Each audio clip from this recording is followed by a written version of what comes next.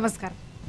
आज चैत्र शुक्ल नवमी शके 1936 श्रीराम नवमी सादर करत आहोत ठाणे वार्ता। ठळक घडामोडी। ठाणे लोकसभा मतदारसंघात पंचरंगी लढत होणार। राजन विचारे यांच्या कार्य अहवालात भारतीय जनता पक्षाच्या ठाण्यातील कोणाचंच नाव नसल्यानं नाराजी आणि रामनवमी निमित्त भक्तांच्या राम मंदिरात दर्शनासाठी रांगा। या आणि इतर घडामोडी विस्तृतपणे पण काही क्षणातच।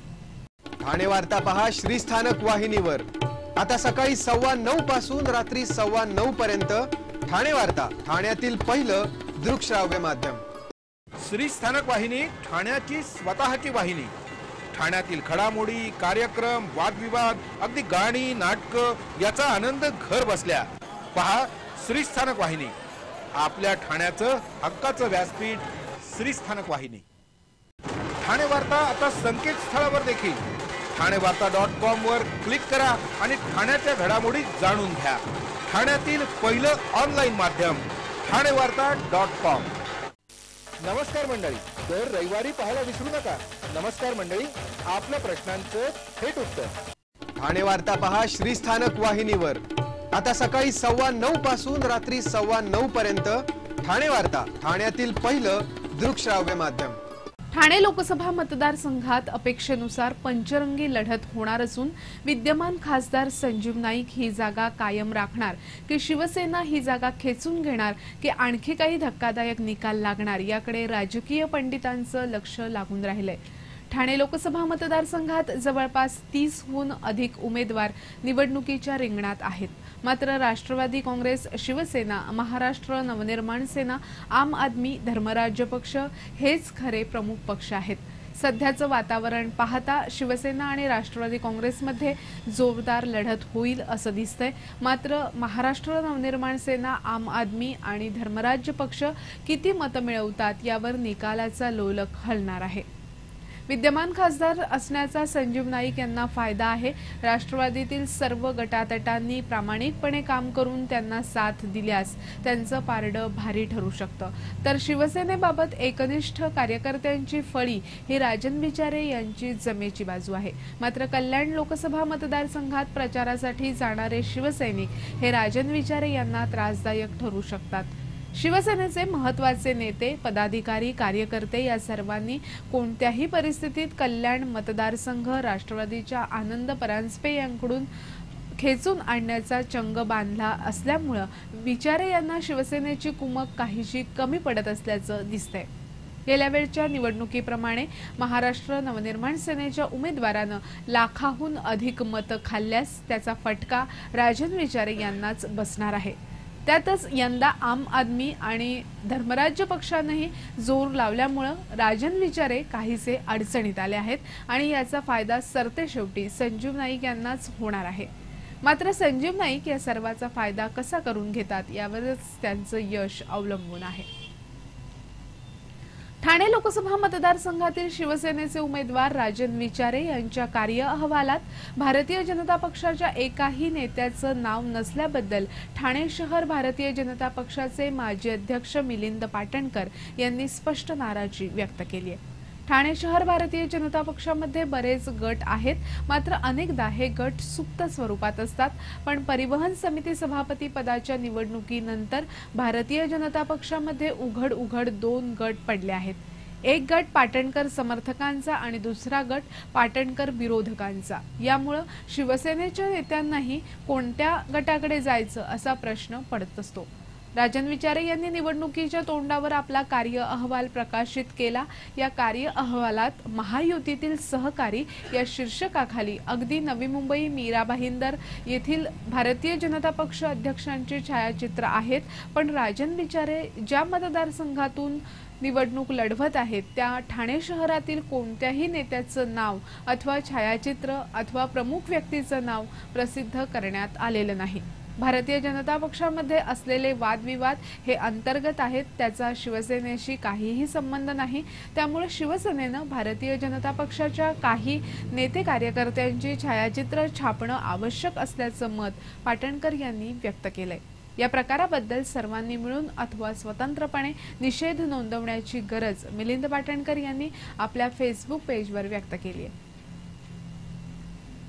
वसंत लॉन मधील 90 सदनिकाधारकांबाबत सेट डेव्हलपर्सनं योग्य निर्णय न घेतल्यास नाईलाजानं न्यायालयात दाद मागण्याशिवाय पर्याय नसल्याचा इशारा या रहिवाशांनी दिलाय। सेट डेव्हलपर्सकडून फसवणूक झालेल्या पीडित रहिवाशांनी आज एका पत्रकार परिषदेत हा इशारा दिला। ठाण्यातील सेट डेव्हलपर्सनं 2009 मध्ये वसंत लॉन प्रकल्पातील इमारत क्रमांक 2 म्हणजे ग्रीन इमारतीसाठी 90 लोकांबरोबर करार केला होता। यासाठी सदनिकाधारकांनी 70% पैसे भरले होते। करारानुसार 2011 मध्ये घराचा ताबा मिळणार होता, पण आज 2014 उजाडूनही घराचा ताबा मिळालेला नाही। या इमारतीच्या 15 मजल्यांचं काम झालं असून आता सेट डेव्हलपर्सनं ही इमारत अर्ध्यावर सोडून दिली आहे। मात्र सदनिका मिळत नसल्यानं रहिवासी हवाल दिले आहेत। कधी घरगुती भांडणं, कधी महापालिकेनं नाकारलेली परवानगी, ठेकेदारांचा प्रश्न अशा विविध कारणांमुळे सदनिकाधारक हैराण झाले आहेत। असाच प्रकार इमारत क्रमांक 8 बद्दलही असून इथले सदनिकाधारक मात्र बरेच फसले आहेत, कारण त्यांच्याशी कोणताच करार झालेला नाही।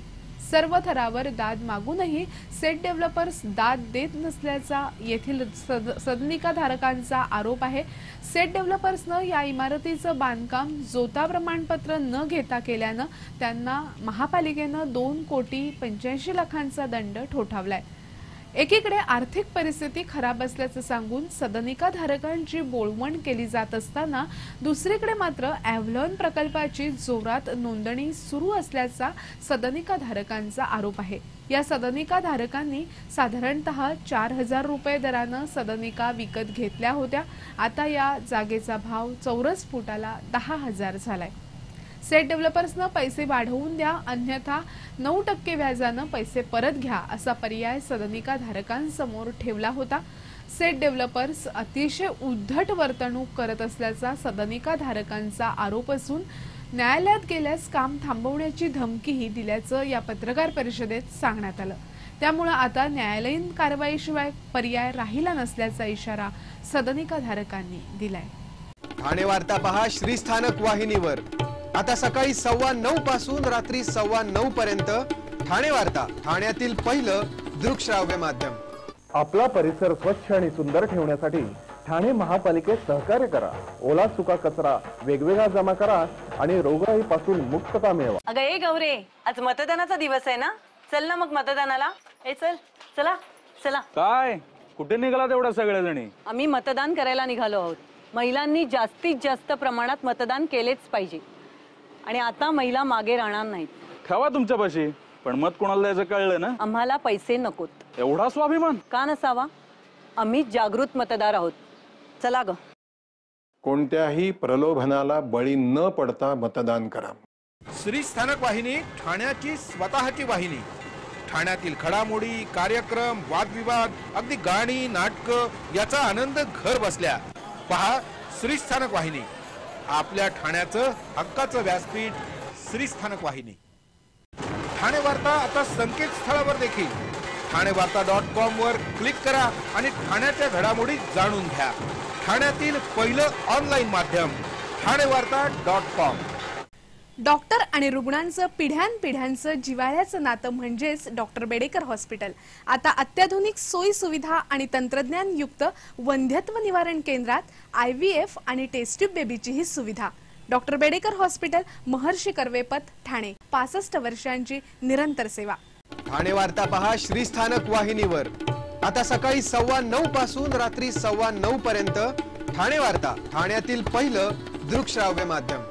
मतदानाच्या दिवशी कामगारांना सुट्टी देण्याचे आदेश उद्योग विभागानं दिले आहेत। लोकसभा निवडणुकीच्या पार्श्वभूमीवर मतदारांना मतदानाचा हक्क बजावता यावा यासाठी 24 एप्रिलला सार्वजनिक सुट्टी द्यावी आणि या सुट्टीसाठी कामगारांच्या वेतनात कोणत्याही प्रकारची कपात करू नये अशा सूचना उद्योग विभागानं केल्या आहेत। विविध आस्थापना, दुकानं, निवासी हॉटेल्स, अन्नगृह, नाट्यगृह, व्यापारी तसंच औद्योगिक उपक्रम, माहिती तंत्रज्ञान कंपन्या, शॉपिंग सेंटर्स, मॉल्स, रिटेलर्स तसंच इतर आस्थापनांनी त्यांच्या अखत्यारीत काम करत असलेल्या कामगारांना 24 एप्रिलला मतदानासाठी सुट्टी द्यावी अशी सूचना उद्योग विभागानं केली आहे। शहरी आणि ग्रामीण भागातील जनतेचं आरोग्य चांगलं राहावं म्हणून दर्जेदार आरोग्य सुविधा उपलब्ध करून देण्यासाठी जिल्हा आरोग्य यंत्रणा सज्ज असल्याचं प्रतिपादन जिल्हा परिषदेचे मुख्य कार्यकारी अधिकारी शेखर गायकवाड यांनी केलंय। जागतिक आरोग्य दिनानिमित्त आरोग्य सेवा विभागातर्फे प्रादेशिक मनोरुग्णालयात आयोजित कार्यक्रमात ते बोलत होते। जागतिक आरोग्य संघटनेनं यावेळी दंश छोटा धोका मोठा हे घोषवाक्य जाहीर केले। त्यासाठी गाव पातळीवर डासांचं निर्मूलन, डासांची पैदास होऊ नये म्हणून विशेष प्रयत्न करण्याची गरज आहे। यावेळी आरोग्य क्षेत्रात उल्लेखनीय कार्य करणाऱ्या सामाजिक संस्था आणि वैद्यकीय अधिकाऱ्यांचा शेखर गायकवाड यांच्या हस्ते प्रमाणपत्र आणि स्मृतिचिन्ह देऊन गौरव करण्यात आला। पूर्व वैमनस्यातून आपल्या सख्या चुलत भावाचं 4 लाख रुपयांच्या खंडणीसाठी अपहरण करणाऱ्यास मुंब्रा पोलिसांनी अटक केली आहे। मुंब्र्यामध्ये राहणाऱ्या सकीना खान यांनी त्यांचा मुलगा अमित रजा खान या 5 वर्षीय मुलाचं घराबाहेर खेळत असताना अपहरण झाल्याची तक्रार पोलिसांकडे केली होती। सकीना यांच्या पतीच्या मोबाईलवर मुलगा हवा असल्यास 4 लाख रुपयांची मागणी करण्यात आली होती। हे पैसे कोपरखैरणे रेल्वे स्थानकात घेऊन येण्यास सांगण्यात आलं होतं। त्याप्रमाणे पोलिसांनी वेषांतर करून कोपरखैरणे रेल्वे स्थानक परिसरात सापळा रचला, पण पैसे घेण्यासाठी कोणीच आलं नाही। मात्र दुसऱ्या दिवशी अमित रजा खान याला पहाटेच्या सुमारास त्याच्या घरासमोर सोडून देण्यात आलं। त्यानंतर पुन्हा 4 लाख रुपयांच्या खंडणीसाठी तुर्भे नाका इथे बोलावण्यात आलं। या ठिकाणी सापळा लावून पैसे घेण्यासाठी आलेल्या राहुल मुकणे या 15 वर्षीय मुलास ताब्यात घेण्यात आलं। त्याच्या चौकशीत मोहम्मद पठाण, सलीम खान, अल्लाउद्दीन खान अशा तिघांची नावं समजली। या तिघांना पोलिसांनी ताब्यात घेतलं। त्यांची चौकशी केली असता अल्लाउद्दीन खान हा सकीना खान यांच्या दिराचा मुलगा असल्याचं उघड झालं। पूर्व वैमनस्यातून त्याने हा प्रकार केल्याचं स्पष्ट झालं। या प्रकरणातील सर्व आरोपी अल्पवयीन आहेत। अल्लाउद्दीन खानही अवघा 15 वर्षाचा आहे। पोलिसांनी चौघांनाही अटक केली। जिल्ह्यात आज रामनवमीचा उत्सव मोठ्या भक्तिभावानं आणि उत्साहात साजरा झाला। जिल्ह्यातील विविध राम मंदिरांमध्ये राम जन्मोत्सवाचं आयोजन करण्यात आलं होतं।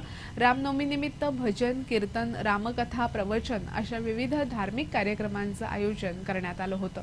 प्रभू रामचंद्रांचं दर्शन घेण्यासाठी मंदिरांमध्ये सकाळपासूनच मोठी गर्दी झाली होती। पुष्य नक्षत्रावर माध्यान्नी कर्कलग्नी सूर्यादी 5 ग्रह असताना अयोध्येत रामाचा जन्म झाला। विविध राम मंदिरांमधून चैत्र शुक्ल प्रतिपदेपासून 9 दिवस रामनवमीचा उत्सव साजरा केला जातो।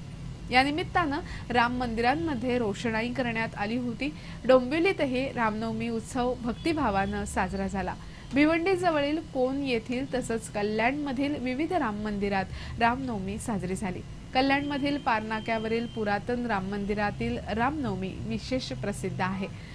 रामभक्तांनी विविध ठिकाणी रामसीतेचं दर्शन घेण्यासाठी मंदिरात मोठी गर्दी केल्याचं चित्र दिसत होतं। सुंठ आणि साखरेपासून तयार करण्यात आलेली पंजिरी यावेळी भक्तांना प्रसाद म्हणून देण्यात येत होती।